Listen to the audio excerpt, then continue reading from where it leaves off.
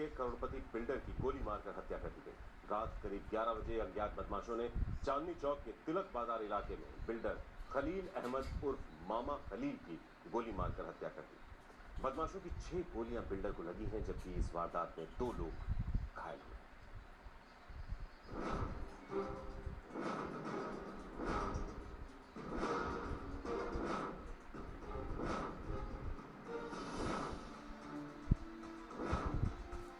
मुसलमान मारे दिल्ली के चांदनी चौक में बिल्डर का कत्ल। नहीं, हाँ, दिल्ली के रहने वाले होंगे। रात 11 बजे बदमाशों ने किया हमला। एक की मौत, 2 लोग घायल। दिल्ली के मशहूर चांदनी चौक इलाके में रात 11 बजे बदमाशों ने एक नामी बिल्डर को गोलियों से खून डाला। बुधवार रात मामा खलील नाम से मशहूर करोड़पति बिल्डर को बदमाशों ने उनके ही दफ्तर में घुसकर 6 गोलियां मारी। गोलियां खलील के पेट, छाती और जिस्म के कई हिस्सों में लगी। गोली लगने के तुरंत बाद बिल्डर को सेंट स्टीफन अस्पताल ले जाया गया, लेकिन उनकी जान नहीं बची। अंधाधुंध फायरिंग में बिल्डर के एक साथी को भी 2 गोलियां लगी हैं। पुलिस इस सनसनीखेज हत्याकांड के पीछे आपसी रंजिश को वजह मानकर तफ्तीश कर रही है। पुलिस अफसरों का मानना है कि मामा जमीन जायदाद का कारोबार करता था, जिसके चलते ही उसका कत्ल हुआ है। बताया जा रहा है कि शायद बिजनेस राइवलरी, कोई रंजिशन खलील अहमद की हत्या की गई है। पुलिस ये कह रही है कि उसने कुछ लोगों की पहचान की है, पूछताछ करने की कोशिश की जा रही है, कुछ लोगों को डिटेन भी किया गया है, लेकिन पुलिस अभी तक इस नतीजे पर नहीं पहुंची है कि खलील अहमद के कत्ल के पीछे असली हाथ, असली चेहरा किसका था। हम 4 जने थे, तो भाई बोले चलो मैं तो जा रहा हूँ, तो उसी भाई अभी आ नहीं रहे, उनको 8 घंटा लगेगा जाने में। तो भाई हैं निकले हैं, मैं और मासूम भाई बैठे हैं उसमें अंदर, भाई और असमाइल निकल के आए, इतने में गोलियों की आवाज आ गई। दिल्ली के भीड़ भाड़ वाले इलाके में हुई गोलीबारी और कत्ल की इस वारदात से लोग खौफजदा हैं और पुलिस फिलहाल खामोश है। लेकिन कत्ल की इस वारदात के पीछे कई सवाल भी खड़े हो रहे हैं। मसलन,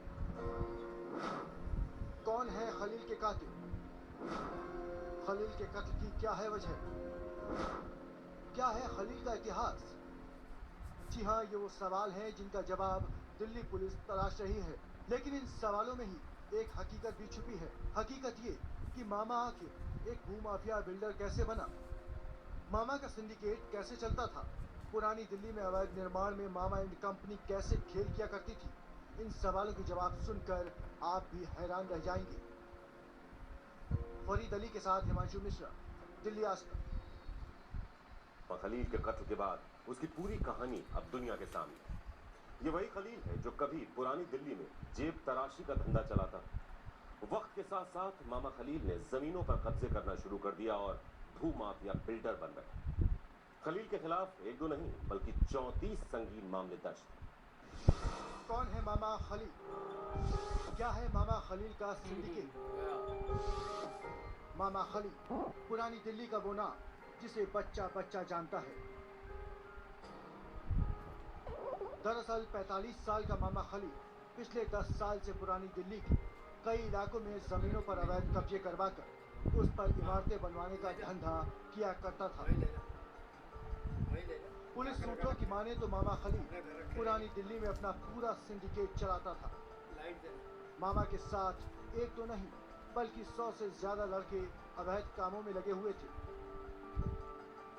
खलील के आपराधिक इतिहास की बात करें तो उसके ऊपर 34 से ज्यादा मामले दर्ज थे, जिनमें कत्ल की कोशिश, अपहरण और अवैध कब्जे के मामले भी शामिल हैं। पुलिस का ये कहना है कि खलील अहमद के ऊपर भी कई सारे मामले पहले दर्ज हैं। तकरीबन 34 से ज्यादा मामले खलील अहमद पर दिल्ली के तमाम थानों में दर्ज हैं, जिसमें हत्या, डकैती और जबरन वसूली जैसे अपराध भी खलील अहमद पर दर्ज थे। कहते हैं मामा अपने शुरुआती दिनों में जेब तराशी का काम किया करता था। देखते देखते उसने जेब तराशों का पूरा गैंग ही बना लिया और फिर जमीनों पर कब्जे और इलाके में दबंगई शुरू कर दी। पुलिस को शक है कि मामा खलील के कत्ल की वजह आपसी रंजिश है। पुलिस को इलाके के ही एक बदमाश मोमिन पर शक है। लेकिन इस कत्ल के बाद पुलिस और प्रशासन पर भी कई सवाल खड़े हुए हैं। मसला, खलील अवैध कब्जे कर रहा था तो पुलिस ने उसके सिंडिकेट को तोड़ने की कोशिश क्यों नहीं की? ढेरों मुकदमे होने के बावजूद पुलिस को खलील के काले कारोबार की खबर ना हो, ये मुमकिन नहीं। इलाके के बड़े नेताओं से उसका मेलजोल था, जिसके चलते पुलिस भी मामा के गिरहवान में हाथ नहीं डालती थी।